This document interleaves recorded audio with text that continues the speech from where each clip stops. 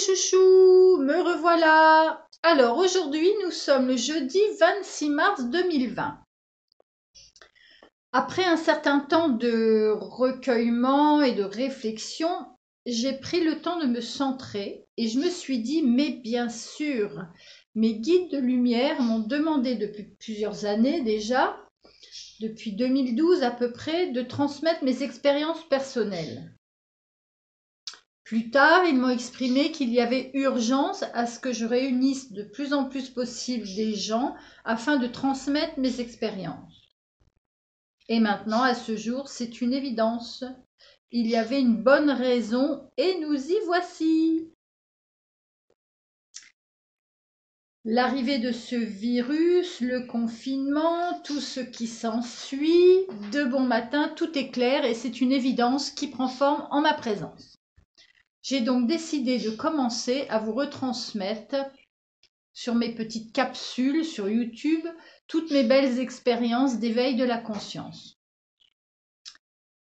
Vous remarquez que je ne dis pas de ma conscience, mais de la conscience, puisque c'est une conscience collective qui émane en chacun de nous à plus ou moins grande échelle, si je puis m'exprimer ainsi.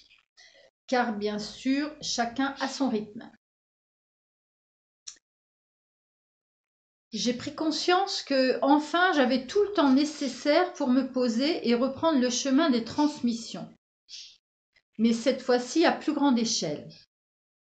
Je remercie mon ami Roman de m'avoir créé ce lien sur YouTube, car bien évidemment, pour tous ceux qui me connaissent, je ne contrôle pas du tout l'ordinateur ou si peu.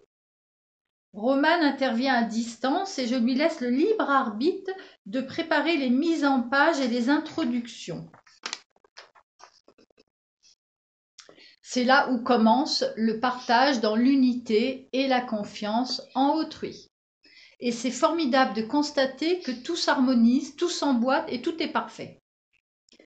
Alors, puisque j'ai réalisé cette chance que j'avais d'être confinée afin de pouvoir œuvrer tranquillement sans aucune pression du manque de temps et aucune contrainte reliée au fait que je n'ai pas le temps de me recentrer pour recevoir les magnifiques messages d'encouragement de nos nombreux guides, je conscientise que cette pause mondiale va pouvoir me permettre ou nous permettre de revenir en notre centre, de pouvoir retrouver du calme, pouvoir méditer, partager en famille avec les enfants, etc. Peut-être aussi le temps de lire ou de pouvoir même écouter quelques petites vidéos sur YouTube, par exemple. Je fais un petit peu d'humour, bien sûr. Finalement, si nous regardons le côté lumineux de la médaille, il y a autre chose à faire que de s'angoisser sur le fait de devoir se poser. Mais au contraire, de contrecarrer le fait d'une obligation, mais de le ressentir comme un bienfait. Je ne me positionne pas sur le après de cette pause au niveau économique, par exemple, puisque chaque jour est à vivre en présence et demain sera certainement une autre réalité. Ce qui, bien évidemment, évite de basculer dans la peur, de tomber dans les pièges des dominants. Alors à ce jour, je vais vous faire part de mon évolution et des magnifiques expériences que j'ai pu rencontrer et vibrer. À savoir que tout n'a pas été aussi simple qu'à ce jour, du fait qu'à cette époque, nous n'étions pas très bien réveillés et que les prises de conscience étaient qu'au début, bien sûr. Donc il a fallu que je recherche en moi un équilibre parfait pour intégrer ma réalité, ma belle science-fiction comme je la nomme.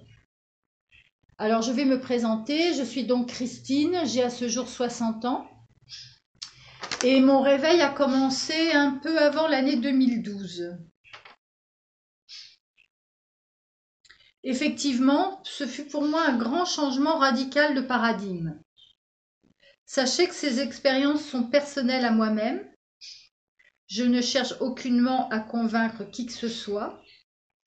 Je n'ai aucune appartenance religieuse ni politique et je ne fais aucunement partie d'une secte ou de quoi que ce soit. Je suis ce que j'appelle un petit électron libre qui expérimente une nouvelle conscience basée sur l'unité et l'amour de tout ce qui est et fait bien évidemment partie de moi-même. Vous allez comprendre pourquoi. Et c'est parti mon kiki. Alors, ma première petite capsule, je vais donc vous faire part d'une expérience que j'ai pu vivre à la mort de mon père, qui était aux environs de 2008. J'ai bien évidemment effectué depuis plusieurs années un travail spirituel, yoga, méditation et soins énergétiques, que je pratique également. Alors voici mon récit. Première expérience. J'étais en train de dormir, quand soudain quelque chose me sort de mon sommeil. Il y avait dans notre chambre des lumières rouges et vertes qui s'allumaient et s'éloignaient et s'éteignaient en forme de petites règles ou plutôt comme des petits néons qui étaient positionnés à l'horizontale pour vous donner à peu près une forme concrète. Je m'aperçois que je ne dormais pas et que la peur commençait à m'envahir. J'avais vite fait bien fait remonter les draps jusqu'à sous mon nez et j'attendais en surveillant ce va-et-vient lumineux. Philippe dormait à mes côtés et rien ne l'avait réveillé. Tout à coup, une lumière d'une intensité apparut dans la chambre. J'écarquillai les yeux presque aveuglés et je vis apparaître le visage de Jésus. Celui-ci prit la parole. « Christine, il te faut pardonner à ton père. » Ce regard empreint d'une grande douceur, d'une grande profondeur, mais qui je ressentais très déterminé. Son timbre de voix était paisible, mais je ressentais l'importance de ses dires sans même comprendre le pourquoi du comment. J'étais abasourdie par une force encore inconnue à mes sens. Je m'entendais dire « Mais je l'ai déjà fait ?» La voix résonna à nouveau. « Christine, je te demande de pardonner à ton père. » Puis tout s'effaça. Je restais figée dans mon lit et là, une énorme émotion sortait de moi comme un torrent de larmes que je ne pouvais plus contrôler. J'appelais Philippe au secours. « Philippe, Philippe, Jésus est là, il est dans la chambre. » Et vous pouvez imaginer la réaction de mon mari, Philippe, encore endormi. « Quoi? Jésus? Mais il n'y a pas de Jésus ici, Christine, c'est pas possible, tu as rêvé. » Je pleurais, angoissée par la venue bien réelle du Christ. Il m'avait bel et bien parlé, j'en étais certaine. Philippe me consola et me dit bien sûr que j'étais plus ou moins perturbée par le départ de mon père et que je devais me rendormir et me reposer. Ce que je fis bien évidemment, après avoir bu un petit thé chaud. Mais je restais perplexe. Comment cela pouvait être possible ? Des néons rouges et verts, son image, son regard, sa voix. Et mon père, pardonnez mon père. Le lendemain matin, j'allais donc à l'église, bien sûre de moi, allumer une bougie et faire une prière en m'adressant à mon papa, bien évidemment. Puis je rentrais à la maison, encore secouée par ce rêve ou cette réalité. Le lendemain, dans la nuit, les lumières rouges et vertes réapparaissaient, ce qui me sortit de mon sommeil, et le visage de Jésus réapparut dans cette lumière éblouissante. « Christine, je t'ai demandé de pardonner à ton père, le doigt pointé vers moi. Je te l'amène. » Et là, non seulement j'avais Jésus, mais j'avais papa devant moi. Son visage était radieux et souriant. Il avait bel et bien rajeuni. Je peux vous dire, mes chéris, que l'épreuve était très profonde, très intensive et très troublante. Mon père me regardait, et telles ont été ses paroles. « Ma fille, je te demande pardon. » J'éclatais en sanglots. Je m'entendais lui répondre « Mais papa, je t'ai déjà pardonné. » Puis tout s'est éteint. J'étais profondément ébranlée. Je réveillai Philippe à nouveau. Philippe, Philippe, il y a encore Jésus dans la chambre. Vous pouvez imaginer la tête de mon mari. Encore? Mais qu'est-ce que tu as avec Jésus? Tu rêves encore? Non, non, je disais non, il y a papa, il y a Jésus, il y a tout le monde dans la chambre. Mon mari était là à me dire, écoute, calme-toi, repose-toi, je suis à côté de toi, tout va s'arranger, il faut vraiment que tu te reposes. Bref, il essayait de me consoler du mieux que je pouvais. Mais je ne pouvais pas dormir. Je ne comprenais pas pourquoi et comment c'était possible. Je savais que je n'avais pas rêvé, que je ne dormais pas. Donc le lendemain matin, très tôt, ne pouvant dormir, j'étais en panique, j'appelais mon ami Andreas, qui est maître Reiki et médium. Andreas recevait lui régulièrement des messages de Jésus, mais pour lui tout était normal. Andreas me répondit, je lui racontai mon histoire par téléphone.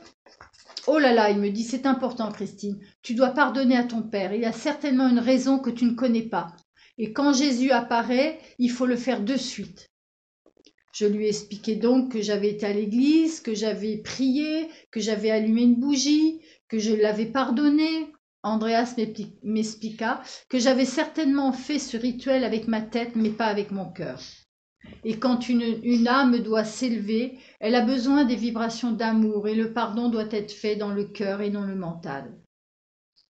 Pour moi, à l'époque, c'était du chinois, tout ça. Il m'expliqua un rituel que je mis en œuvre de suite après notre conversation. Cela consistait à me recentrer dans mon cœur, à visualiser mon papa devant moi, à lui demander pardon, sans d'autres explications, et ensuite de prendre mon papa dans mes bras et de le serrer contre mon cœur, enfin l'image de mon papa virtuel, ce que je fis.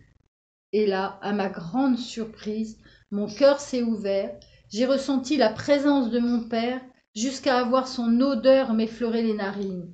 C'était très intense. Et j'ai pleuré sur lui, sur moi-même, sur le monde tout entier. Je libérais ces fardeaux inconscients à ce jour, sans même savoir de quoi il s'agissait. Il m'a fallu un certain temps avant de pouvoir rappeler Andreas pour lui faire part de mon expérience. Andreas était ravi, j'avais enfin réussi. Et papa et Jésus ne sont plus réapparus dans ma chambre. Voyez-vous, quand l'invisible commence à vous toucher, cela change tout. Vos programmes changent, vos croyances changent et un nouveau regard s'ouvre sur la vie. Voici ce merveilleux récit que je tenais à vous partager, ma première expérience hors du commun. Le reste de mes expériences seront à venir car cela ne manque pas de piquant. Entre ciel et terre, voici le récit de mes expériences. C'est le titre que j'aurais aimé donner à mon futur livre. Nous allons donc passer par plusieurs réveils. Il y a eu le grand réveil, il y a eu ma guérison, mon retour à mon étoile d'origine, puis bien d'autres histoires que je vous réserve en surprise. Vous pouvez écouter tout ceci comme une magnifique histoire au-delà du réel, ou bien, selon votre niveau de conscience, le percevoir avec grâce et compassion, que mes exemples vous servent de repère. À ce jour, c'est moi, mais demain, c'est peut-être vous ou vos proches. Donc, je vais vous quitter sur ces belles paroles. Je vous salue, je vous remercie et je vous aime. Alors, Manaël est mon identité de l'autre côté du voile qui m'a été redonnée au cours d'une de mes expériences. Voilà, mes chouchous. Je vous fais des gros câlins, des gros bisous et suite au prochain épisode. Bisous, bisous!